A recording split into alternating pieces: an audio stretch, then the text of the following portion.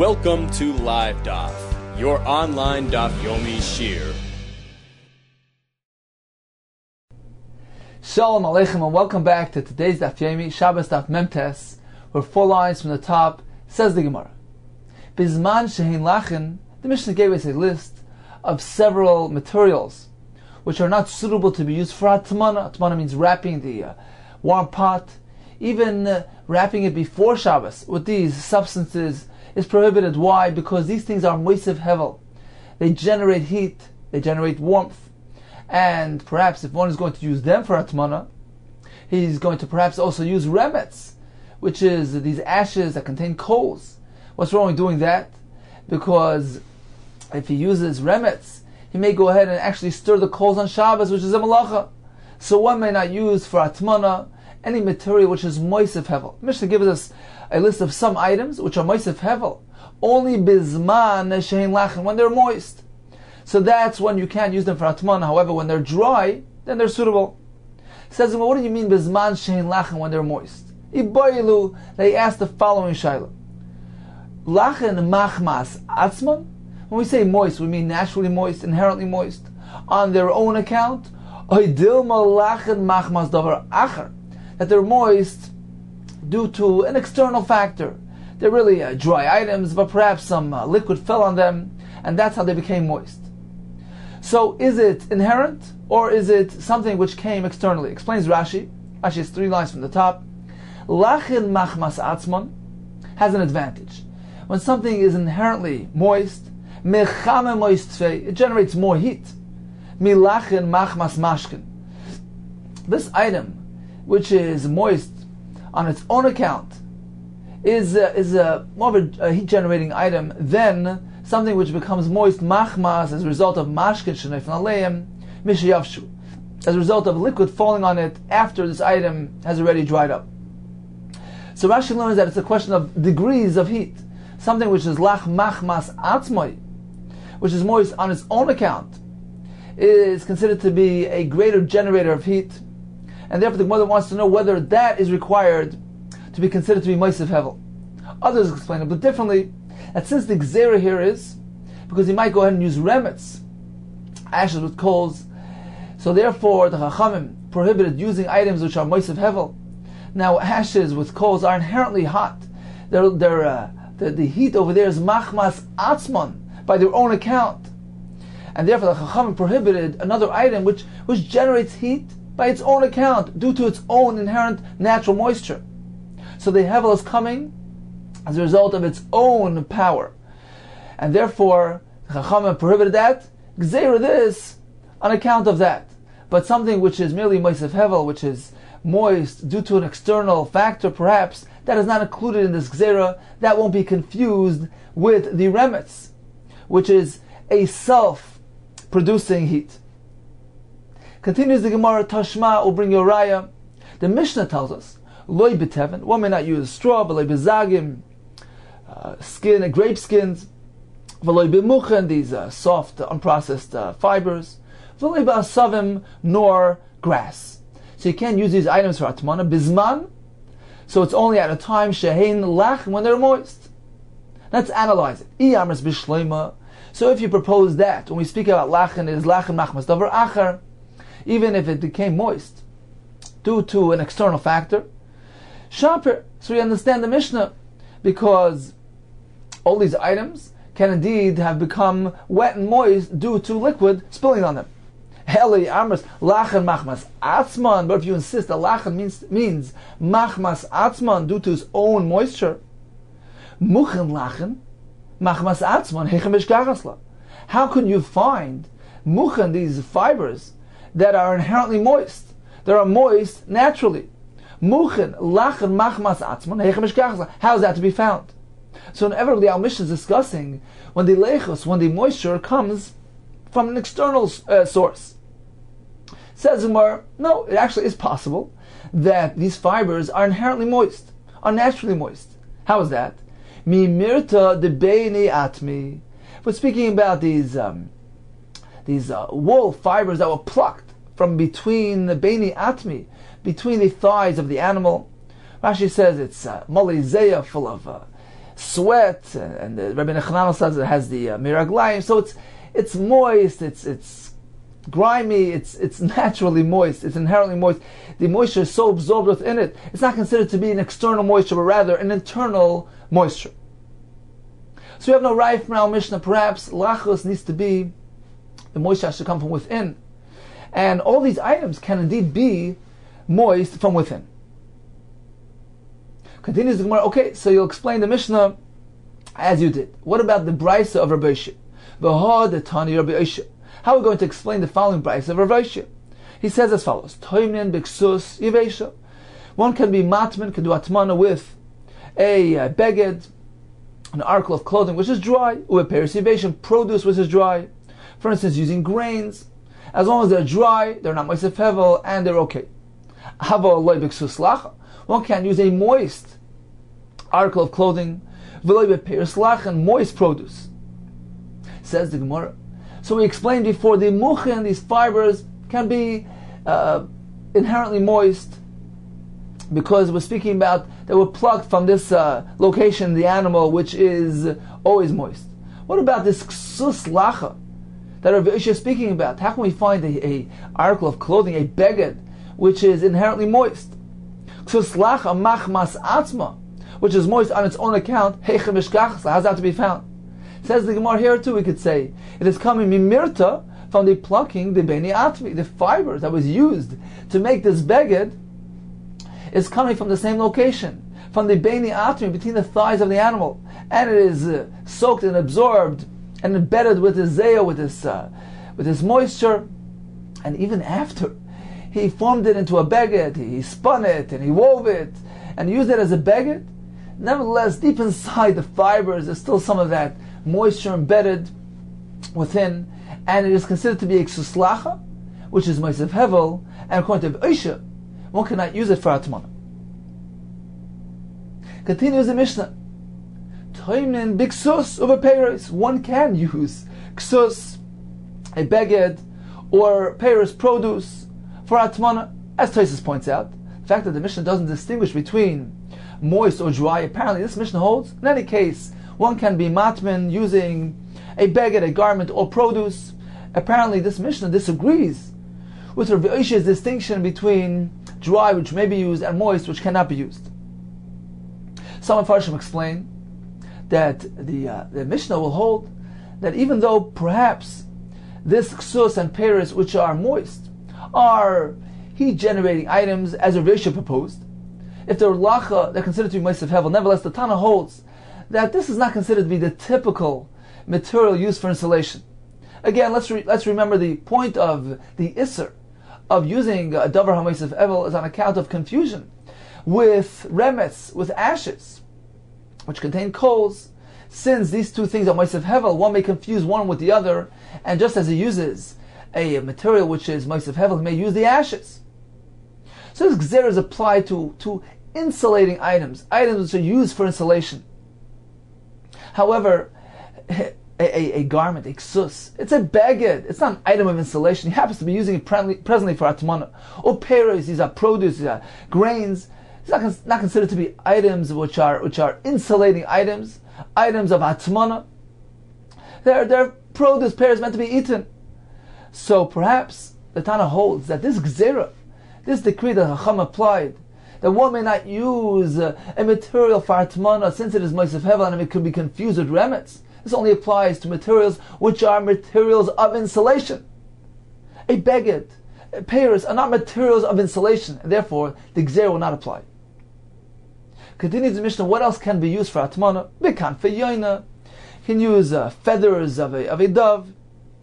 The Farshim speak out. It's just a typical thing. They would use that, but certainly you can use any sort of feather. The Rashash actually points out that kan feyoina is referring to these large feathers, but the noitza, which is flush with its body, with the body of the yoyin, which is close to the skin, that cannot be used because it's full of zayah, full of sweat, and that is considered to be mois of hevel. So the Mishnah is being particular, being specific by saying kanaf yoina, referring to the feathers which are not within close proximity of the actual dove.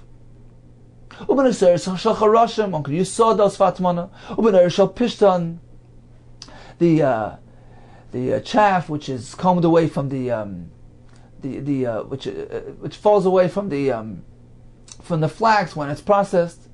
So you can use these items. Daka, some are not goyers the word daka, so you can use the sawdust or the no'erish al pishtan, the droppings of the flax.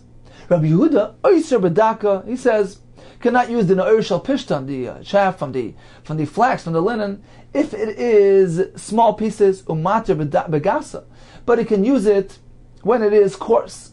So he can't use thin pieces, but he can use coarse pieces. Apparently the daka, on account of its greater mass, since it bunches together, much more of it is present. Apparently, it generates heat. It's ma'aseh hevel. However, the gaza, the coarse pieces, since there are more spaces between them, apparently that is not considered to be a ma'aseh hevel and is permitted according to Rabbi Yehuda. Continues the Gemara. Omer Rabbi Yanai. The Gemara is going to begin discussing halacha regarding tefillin, and this is on account of the fact that the Mishnah mentions the term kanfeyoina, which the Gemara will relate to a story later on, and that story related to tefillin. Therefore, the Gemara opens by discussing a halacha with regarding to tefillin. Amar Rav Yanai, tefillin tzrichen guf naki. In order to wear tefillin, one has to maintain a clean guf, a clean body. Maintain the same standard of guf naki, ki alisha ba'al knafayim. Just like the standard that Elisha, Baal Knafayim, the Gemara soon will tell us where this name came from. So just as he maintained a high standard of cleanliness when it came to wearing tefillin, we are also meant to do the same. Now what exactly does Guf Naki mean? Maihi, what are we referring to? We have machlokes. Abayi Omar, Shlo yafiach ben, he must make sure, he must be confident in his ability to refrain from passing wind. He must make sure that he has the ability to resist the urge to pass wind when he's wearing the tefillin. That is considered to be guf naki. So one must make sure to do that before he dons tefillin. Rava Amar, shelo yisham behem. The fact that he has the ability to withstand hafacha, passing wind, that's standard to everybody. What we're referring to here is a higher degree of care. He must make sure he must resist the urge. He must know that he has the ability to resist the urge to fall asleep. Because when one falls asleep, he's liable to pass wind, to be mafiach, which is an affront to the tefillin. Now apparently Abayi holds that is not necessary. Certainly, as Tosfos points out, one may not go ahead and intentionally go to sleep with his tefillin on, but Abayi maintains that if he unintentionally falls asleep, there's no concern there. As long as while he's awake, he knows and he's confident in his ability to resist passing wind. Meaning that as long as he stands on guard while he's awake to treat his tefillin respectfully, that's sufficient. What happens after he falls asleep, that's not part of his obligation, part of his responsibility. As long as he doesn't actively, intentionally go to sleep. But if he should fall asleep unintentionally, that's not really a concern on his part. Rava maintains yes. One is meant to make sure that he doesn't even fall asleep with his tefillin. Continues the Gemara. Okay, so we know that tefillin require guf naki. We have two interpretations, Abayi and Rava. And actually the Gemara here was referring to those days where they wore tefillin the entire day. And therefore the Chacham need to warn and to instruct everybody in the proper manner, proper respect they're supposed to relate to that tefillin. Now, in fact, today we don't really have that ability. Therefore, we restrict our tefillin wearing to merely shachris on account of our weakness, since we can't really conform to this to these restrictions. Continues the Gemara. Why did we refer to Elisha as a Baal Knafayim? V'amai Kollel Baal Knafayim. Says the Gemara as a result of the following story. Shpamachas.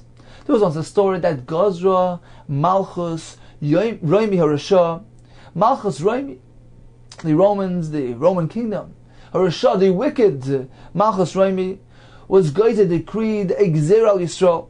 Shekol HaMeniach Tefillin, Yenakros Moicha, one who wears tefillin, They will gouge out his brain, which is right underneath the spot where the tefillin shel rosh is worn.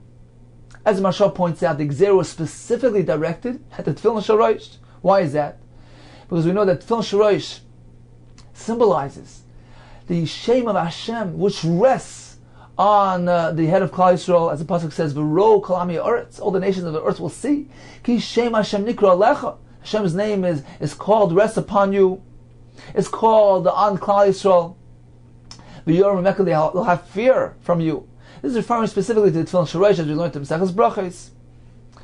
And the Hashem is visible on the shel rosh. It has the shin embedded on the outside of the bias. So this was the Gzeira. It was directed at the tefillin shel rosh specifically. They were threatened by it, and they wanted to abolish it. So what did Elisha do? He was Moshe Nefesh. He risked his life on account of the fulfillment of mitzvah tefillin. Elisha menicham v'yotze l'shuk. He would wear the tefillin shel rosh and go out to the marketplace. Ra'ohu kaster echad. An officer saw him.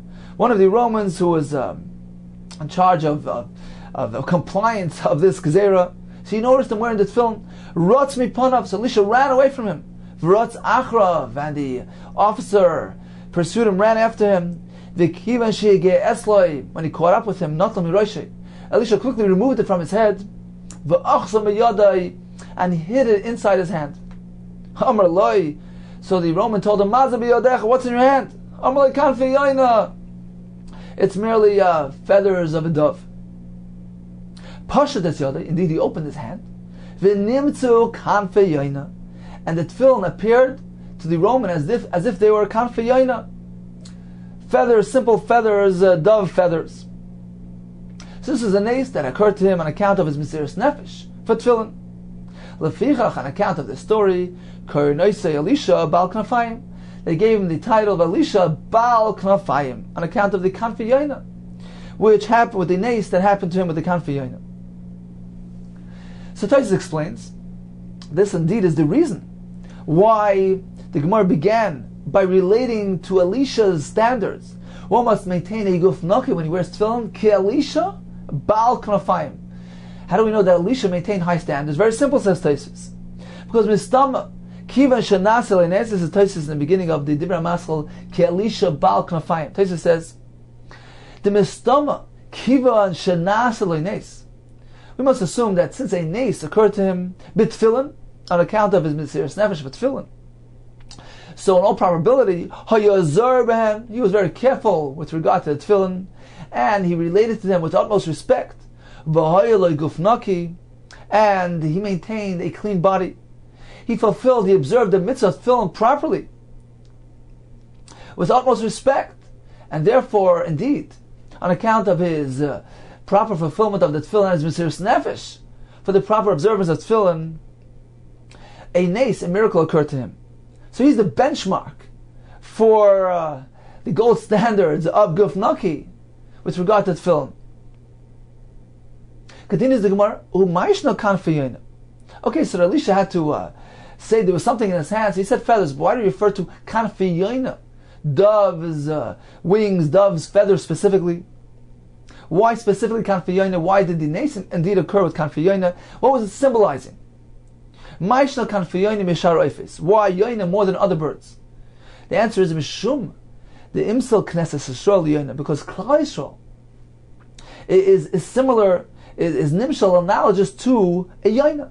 Shenemar, as it says in Shiur Shirim, kanfi yoina, the wings of a dove, nechba b'kesef, covered with silver. And this is indeed a mashal to Klal Yisrael, who are covered like the wings of a dove, who covered the dove. And what is the mashal? What is the comparison here? Ma yoina, just like a dove, knafeh magine seleh, its wings protect it when it tries to ward off the predators. It doesn't use its beak like other birds do. Rather, it uses its wings to protect itself. Af Yisrael, the same thing regarding Klal Yisrael. Mitzvahs megines aleim. The mitzvahs protect Klal Yisrael. So indeed, Elisha, who was being Moshe Nefesh for mitzvahs, which protect Klal Yisrael, used the term kanfi yoina, which just symbolizes the state of Klal Yisrael, which are always covered, who are always covered with mitzvahs who protect them. Now the Ran asks a kasha. We know that there's a halacha. If the goyim establish a gzeira, a decree, they enact a gzeira for the purpose of oppressing Klal Yisrael and stamping out the Torah. It is a shas hashma. They're trying to abolish the Torah, abolish mitzvahs, prevent Klal Yisrael from doing Torah mitzvahs. One must be Meiser Nefesh, must risk his life for the fulfillment of those mitzvahs, even if he's going to have to forfeit his life, he Meiser Nefesh. So not only those 3 mitzvahs, chamuros, like Gilui Arayis, etc., even a mitzvah kala, an ordinary mitzvah, one is meant to risk his life. So why did Elisha remove the tefillin when the guy approached him? Why didn't he keep it on him and risk his life? Says the Ran, that's halacha, that one must be willing to forfeit his life in a shas hashmad, in a time when the goyim are trying to stamp out the Torah mitzvahs. That is only applied to an avera, to transgressing a sin, to being over an avera. However, in this case, where the gzera was directed at bittul mitzvah, to abolish doing a mitzvah, in that case, it is not a ma'isa avera, it's not an active transgression of avera, and therefore, this halacha does not apply. Says the Ran, if so, how could Elisha risk his life if this wasn't required? Says the Ran, even though it's not a requirement, it's not an obligation upon all. However, if one chooses to demonstrate his utmost commitment, dedication, a high level of Mesiras Nefesh to Hashem and His Torah and His mitzvahs, he may do so, even if there's no chiyuv, no obligation. Therefore, Elisha indeed was willing to risk his life on account of kiyum mitzvah tefillin. So one may ask, why did he remove it? So perhaps he risked his life, he was willing to give up his life, but when the guy saw him, so for a quick moment he'll remove it and preserve his life. That I guess he was trying to do that. If it's only a matter of removing it for a moment, that was not a stira to his Mesiras Nefesh. So on the one hand, he was willing to risk his life, he wore his tefillin, but at the last moment, if it's just a matter of removing for a minute to save his life, so that is what he did. Continues the Gemara. This was one of the materials mentioned in the Mishnah. Sawdust can be used. Pishtan, this chaff coming from the flax, it can be used. According to Rabbi Yehuda, daka, if they're thin, then it's considered to be moisef hevel. It cannot be used for atmana.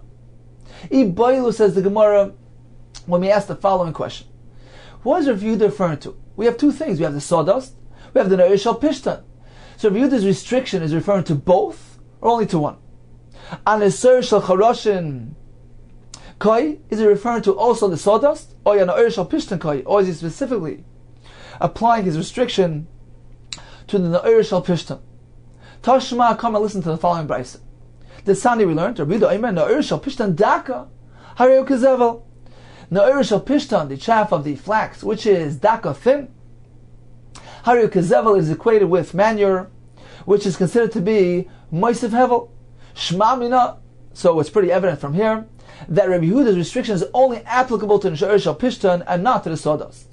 Shma Mina, Na'ir Shel Pishtan Koi, Shma Mina, indeed, this is a raya that Rabbi Yehuda's disagreement with Tanakama only pertains to Na'ir Shel Pishtan. However, sawdust, even according to Rabbi Yehuda, may be used even when it is coarse.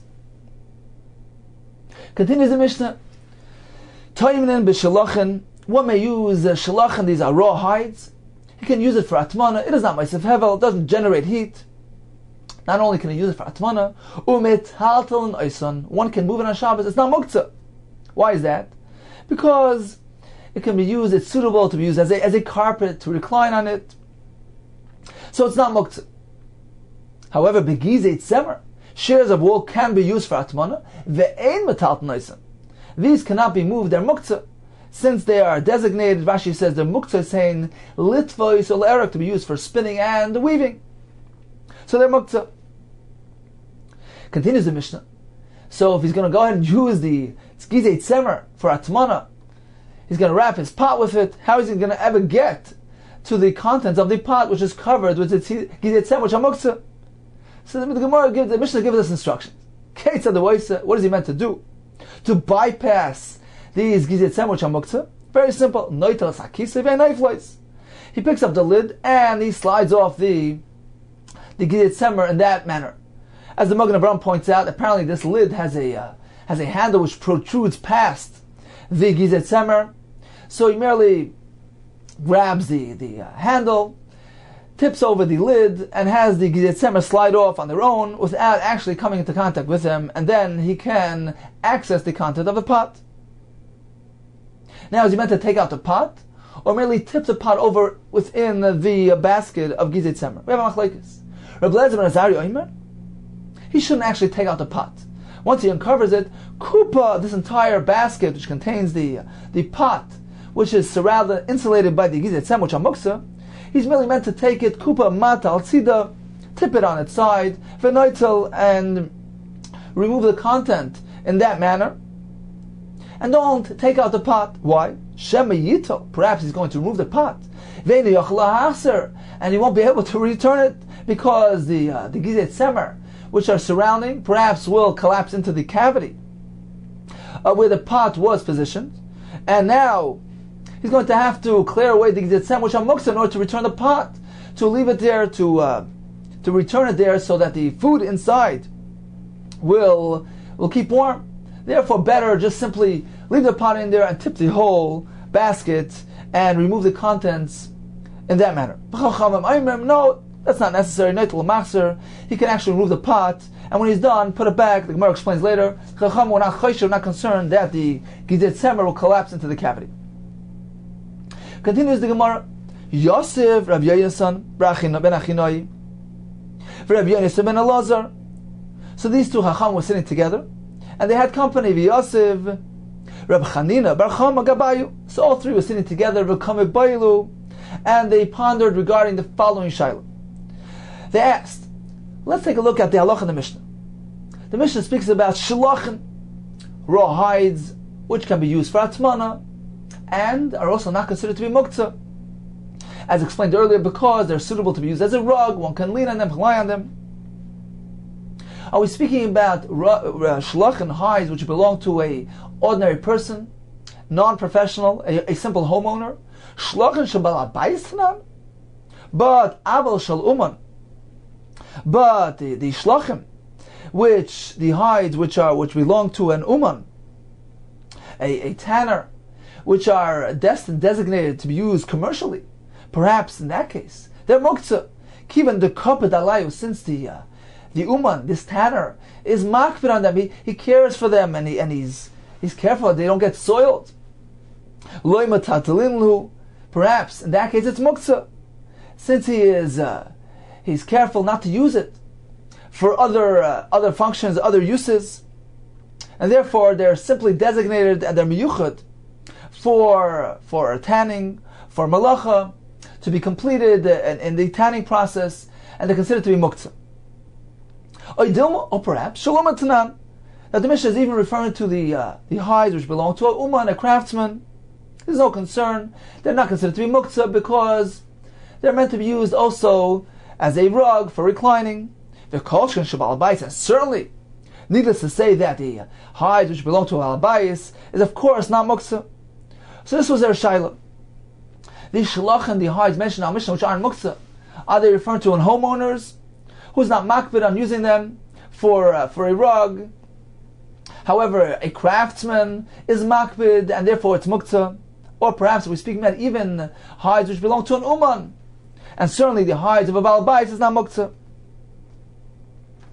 Continues the Gemara, Amaru Rabbi Yonasan ben Elazar. So Rabbi Yonasan ben Elazar turned to him and he said as follows: Mistaver, it is logical to say, Shal Baal Bayis Tanan, that the Mishnah is discussing the hides of a Baal Bayis. Aval Shal Uman Kabed Alayv. But the hide which belonged to a craftsman, a tanner, it's muktzah because he's makbid not to use it for other uses. Amalu Rav Chanina bar Chama. So Rav Chanina bar Chama responded and he said, no. Kach Amar Rav Shmuel bar Yosi. Rav Shmuel bar Yosi stated the following incident. Rav Shmuel, who was the son of Yosi, he said that my father of Yosi, Shilcha Hava, he's actually a professional tanner. He was a uman, a craftsman. And he said, V'amar, he said, Rashi says this is referring to during the weekdays. He said, Haviu shlachem, bring the hides, v'neishav aleim, so we can sit on them. So apparently, he was not makpid on those hides. So we see clearly that even the shalachim, the hides which belong to a craftsman, an uman, a tanner, is not muktzah, because it is designated to be used even as a rug, to recline on it, and therefore it has a shimush heter on Shabbos, and is not muktzah. Continues the word, is that so? Meisvei, we have a kasha from a brayse. Nisar shabalabais, boards that belong to an homeowner, an ordinary person, a non-professional. Matalat noisan, one can move it on Shabbos, it's not muktzah. However, v'shal uman, those boards which belong to an uman, a professional, a craftsman, a matalat noisan, they're muktzah on Shabbos. However, if he designated, he had the intention, the machshava, to place upon them, to serve upon them, pas, bread la'orchim, for the guests. So he had machshava to use it for this type of use, for a shimush heter, benkach, whether it belongs to a balabayis, or whether it belongs to an uman, it is not muktzah, metalton, one can move it on Shabbos. So we see clearly that there's a distinction between an item which belongs to an ordinary person, which is not muktzah, as opposed to the Nasarim, which belong to the Uman, which I consider to be Muktzah. So the same thing with regard to Eiros, with regard to these Shalachim, with regard to these hides. Says more, there's a difference between hides and boards. Shani Nasarim. Nasarim are different to Kabbalah Alay. Indeed, the Uman is Makfir Alem. He objects to them being used for other uses, for concern that they'll get ruined, they'll get warped.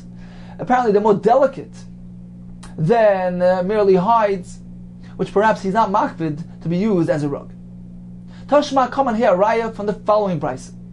The brayse says, Oirois, leathers, bein avudim, whether they're processed and tanned, bein she'ein avudim, whether they're not processed. Mutar letaltam b'Shabbos. One can move it on Shabbos, so even if it's not processed, if it's not tanned yet, it can be used as a rug, it has a shimush heter on Shabbos, and it's not muktzah. Lo yomru abudim. This specification of this requirement of abudim, of it being need to be tanned, to be processed, is not a requirement. It's not a stipulation, not a condition for muktzah on Shabbos. Because for Shabbos, it is not muktzah regardless. This concept of abudim is only pertaining to elulinian tumah b'vad. It only applies to the halacha of mekabel tumah, that the oiris, the leathers, are only considered to be finished products, a klisha nigmar malachtoi, with regard to the ability to be mekabel tumah, only if it was abudim, it was already processed and tanned. So this is a concept which only applies to kabbalas tumah. With regard to Shabbos, there is no such stipulation. As long as you use it on Shabbos, it is mutter, it is not muktzah. Says more my love. It must be, apparently, the Brisa generalizes. Lo yishna shabal bayis, v'lo yishna shal uman. The Brisa is merely giving us an all across the board heter. Oiros can be moved on Shabbos and on muktzah. Apparently, the fact that the Brisa doesn't differentiate between the oiros of a homeowner, of a tanner, apparently there's no difference. In either case, it's mutter, it's not muktzah. So this indeed is a raya to Rishma Rabbi Yossi. Says no, perhaps Shabal Abayis. The Brisa is specifically speaking about the oiros of Al Abayis, who's not makbid on it, and therefore it's not muktzah. Says the more, is that so? Aval shal uman mai. Are you going to say that the ones that belong to uman mai emataltlin are muktzah on account of the kpeda, of the fact that the uman is particular about not diverting it for other uses, and therefore it's muktzah? If that's the case, let's take a closer look at the Brisa. The Brisa tells us that oiros leathers, whether or not they're processed, are not muktzah.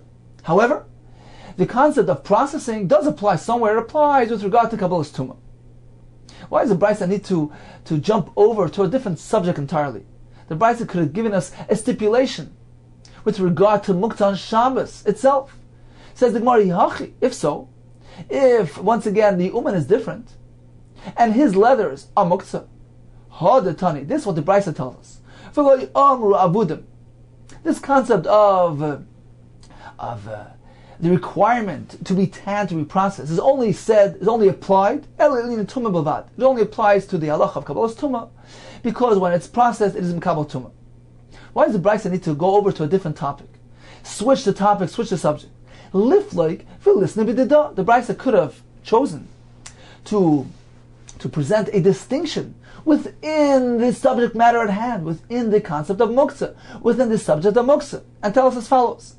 When is this halacha said? When is this heter of tiltul oiros said and applied? Only when it belongs to a homeowner, an ordinary person. When it's not muktzah. Aval, but you should know. I want to tell you something. There is a stipulation. There is a distinction. Aval b'shal uman loy. But if it belongs to a tanner, a professional, then it's muktzah. So the Brisa could have taught us this halacha, a distinction. If the Brisa was looking to make a chilik, a distinction, the Brisa should have dwelled and focused on muktzah itself. Sometimes it's muktzah, and you should know, sometimes it's not. Why do the Brisa need to go ahead and transfer to a different topic altogether regarding tumah? Says the Gemara, that is not a kasha. The Brisa chose to focus on the oiros belonging to the Baal Bayis, to the homeowner. And within that context, the Brisa wanted to find a distinction and tell us and teach us that, this concept of processing, of tanning, doesn't really apply to muktzah, but you should know it applies to Kabbalah's tumah. So the Brisa was looking to find details and distinctions within the context of oiros Baal Bayis. It did not want to switch tracks and go over to a different type of oiros, a different type of hide which belongs to a uman. But perhaps indeed there is a difference between the oiros of a bayis and the oiros of uman. The Brisa was not implying that there is no difference. So perhaps the oiros of a uman indeed is different and it is muktzah. Says the Gemara in conclusion, Kitanoi, indeed we find a machlekes Tanoi regarding this question. The Brisa begins by saying oirish Baal Bayis matalt noisan. Leathers belonging to Baal Bayis can be moved on Shabbos. Vishal uman. However, the oiros of the uman ein matalt noisan, they're muktzah, because they're designated to be used for tanning, for processing, and is not meant to be used for a rug to recline on. Rabbi Omer, echad zeh vechad zeh matalt noisan. Whether it belongs to uman or to Baal Bayis, in both cases it's not muktzah. And this indeed concurs with the story related by his son, Rabbi Shmuel Rav Yossi, who told us that my father, Abba, was not makpid on the hides, and certainly, as we see in this Brisa as well, he did not consider to be muktzah on account of that use. Then the Farshim point out that Rashi over here on Amud Beis relates to the distinction between these two types of leathers, the oiros of the Baal Bayis, which are not muktzah, and the oiros of the uman, which perhaps are muktzah. Rashi describes the oiros of the uman, of the tanner, as being oiros avudim. They've already been processed. And Rashi interprets the Gemara in that context, that the discussion that perhaps the oiros of the uman are more stringent, are held on a higher standard, they're muktzah, is speaking about specifically leather which was already processed, was already tanned. And therefore the uman, after already investing that effort, after finishing up the processing of the leather, he's indeed makpid on it, not to divert its use for anything else. So according to Rashi, it would seem that the entire Gemara, when the Gemara related to the hide, the shilachim, the oiros of the uman, the Gemara pondered regarding the halacha, whether it's muktzah, whether it's different than the oiros of Baal Bayis. According to Rashi, it seems that we're speaking about specifically leather hide which is already processed, and indeed there's a reason to believe, there's grounds of concern that indeed it's muktzah because the uman is makpid not to use these processed hides for another purpose. Now, once again, let's go back to the concept of mentioned the Brisa that the halacha, the processing, the avudim, only pertains to makabel tumah. It doesn't pertain to muktzah. Now, what is the reason for that? Because tumah is only on a kli shenigmar malachtai. Only a vessel which is completely processed, which was completed, is considered to be a kli with regard to kabbalas tumah. This concept doesn't apply to muktzah. As long as it's used on Shabbos, it is not muktzah.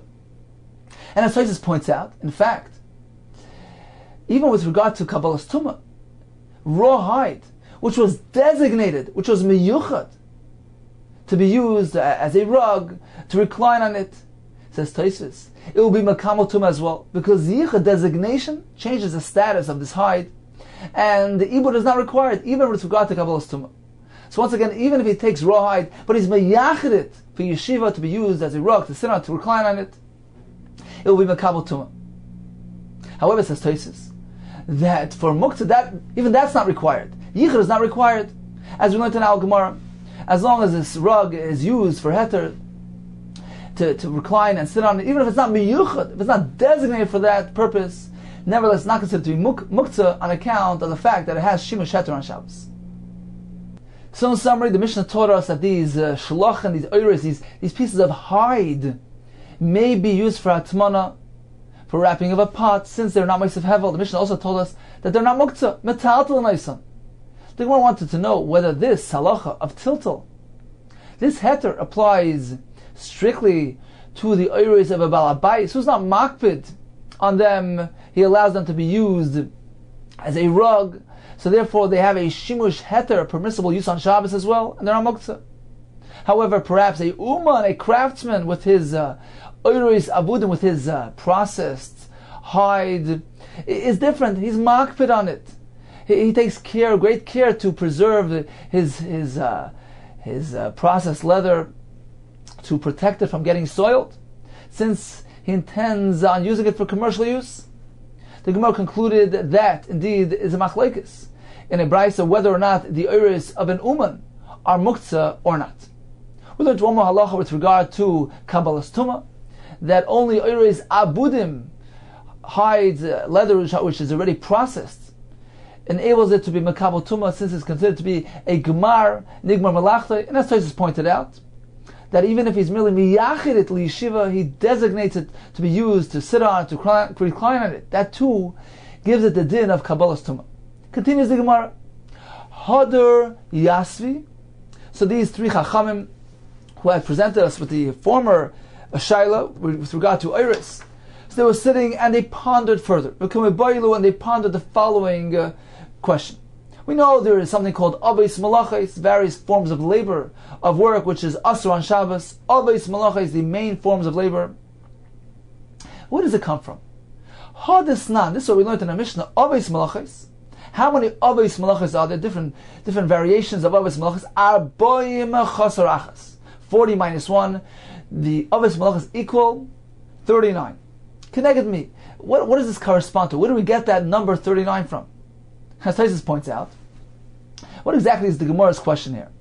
Because we find, says Tosfos, that some malachas are very similar to each other. For instance, we have zoyre, which is winnowing, boirer, picking out the pselos, the pebbles out of the grain, and merakit, sifting. All these three things are really based on one single principle, which is removing bad from good. So why do we list them as three separate avos malachos? Apparently, says Tosfos, the Gemara knew, and this was their question. Apparently, we knew that we get this number from somewhere, and the avos malachos is equal, a tally up to the number 39, and therefore we're meant to separate zoyre and boirer and merakit and consider them to be separate malachos. In order that we come up with the number 39. So where does this come from? What does it correspond to? Connected me. Amaluhu. I'm going to tell you where it comes from. Kineged, it corresponds to avodas hamishkan, the various forms of labor which were employed in the construction and preparation of the Mishkan. So, what was the connection between the malachos of the Mishkan, the avodas of Mishkan, the avodas of Shabbos?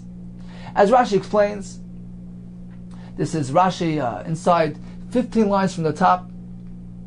Rashi says, Kineged avodas hamishkan. What is the connection between malachos Shabbos and avodas hamishkan? Oison hamanuyos sham. Those malachos which were listed over there in that Mishnah in Perek Kal Gadol, all those malachos, those forms of labor of work, hayitzrichan lemishkan, were necessary for the building, for preparation, for the construction of the Mishkan.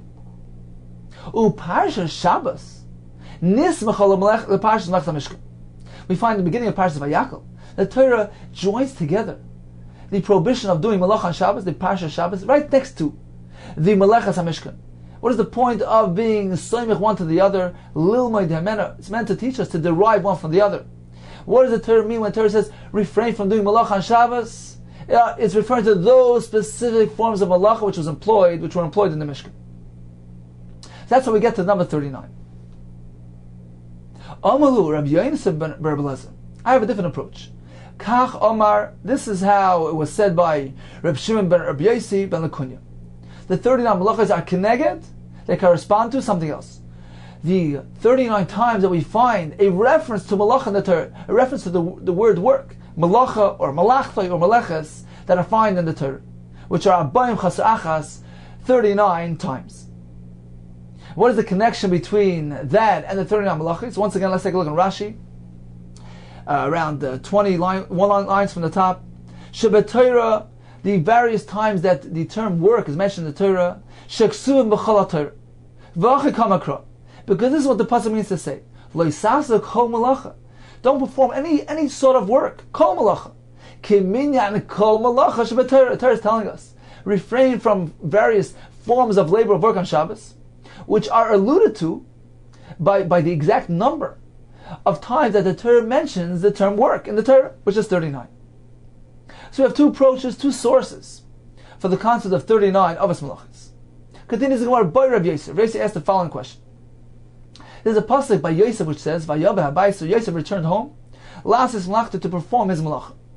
Is this one of the 39? Miminyanahu? Is this considered to be in the calculation, in the tally of 39? Oilai or not? Amalei Abaye. What's the question? Let's take out a Sefer Torah and go through the Sefer Torah and count and see whether we need this one, whether this is considered to be one of the 39. Did not Rabbi Bachana tell us the name of Yochanan? This was regarding a different circumstance where they had a similar question. And he said, they didn't move from there Sefer Torah until they brought a Sefer Torah, and they counted. So here too, let's take a Sefer Torah and count. What's the shaila? Amar Leis, Rabbi Yosef responded, it's not a question of numbers. Kika Masapkali, the reason why I have a suffix here is on account of the following dilemma. Mishum Dechsiv, because the pasuk also says elsewhere, this was regarding the Kollel Yisrael when they brought the donations for the Mishkan. The pasuk says, Va'amalacha yisei dayam. The malacha was sufficient, was enough. Now, we're not sure exactly if that was Mimin Yanahu, if that was considered to be one of the 39 that we counted. So malacha, haisadayim, is referring to the work, the labor, the crafting of the actual Mishkan, which was done meticulously and precisely as much as was needed. So malacha haisadayim is not referring to the bringing of the donations, but rather referring to the crafting of the craftsmen, the malacha that they did in the construction of the Mishkan. It was done in the right amount, as necessary. So indeed, the malacha is referring to work, and this is considered to be part of the 39. However, the other pasuk by Yosef, which says, "Vayaveh habayis lasis malachta," it's not referring to he came to do his task, his chores. Rather, we're meant to interpret that pasuk a little differently. There's a machlokes and Gemara Saita. What is the pasuk referring to? Yosef HaTzadik returned to the home of Potiphar, lasis malachta, to perform his malacha. Is it referring to the tasks that he needed to do, the malacha, the work that he needed to do in the home? Or is it actually referring to malachta, the avera, with the wife of Potiphar?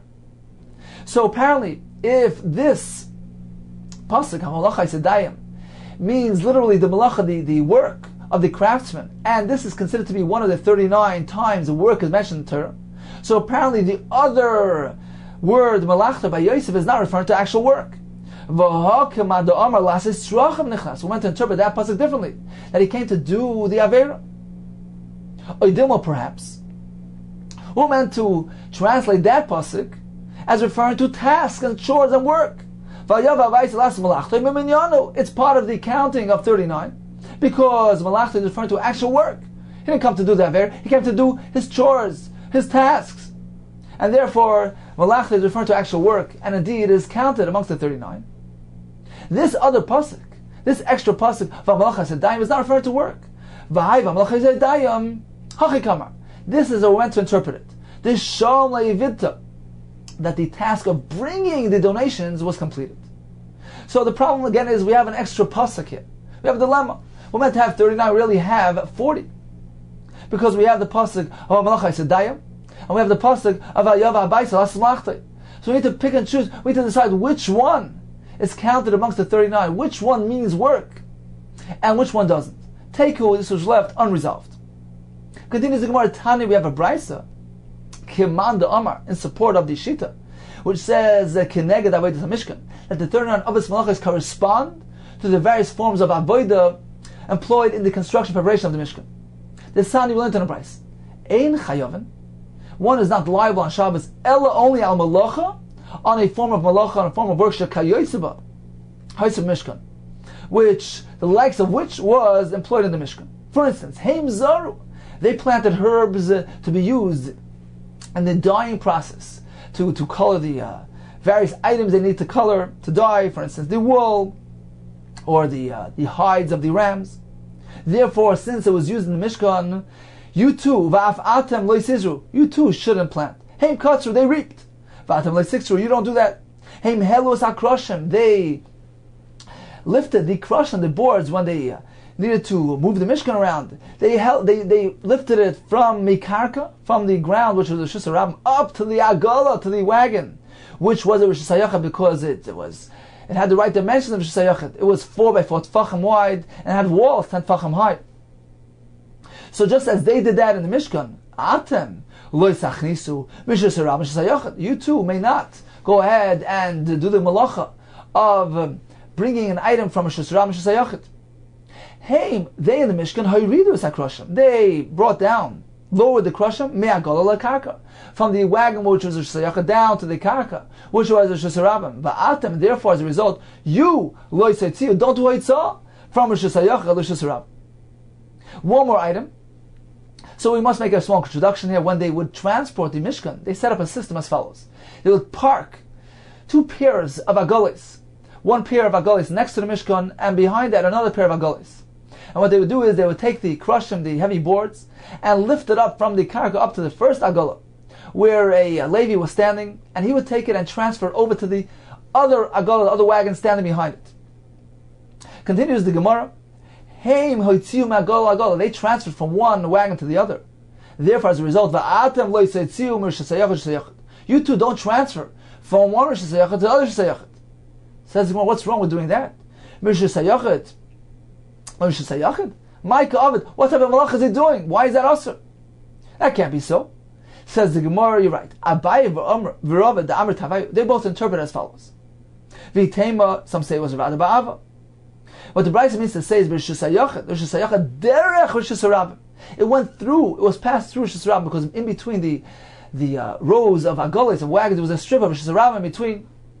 So just as they passed from one Rishusayachet, passed through the Rosh Hashanah over to the other Agala, you too cannot be Moshe, you cannot pass, even from one Rosh Hashanah to the other, if you are passing it through the airspace of Rosh Hashanah. So we see clearly that the malachas of Shabbos are meant to correspond to the malachas employed in the construction of and preparation of the Mishkan. So in summary, the 39 Avos Malachos, what do they correspond to?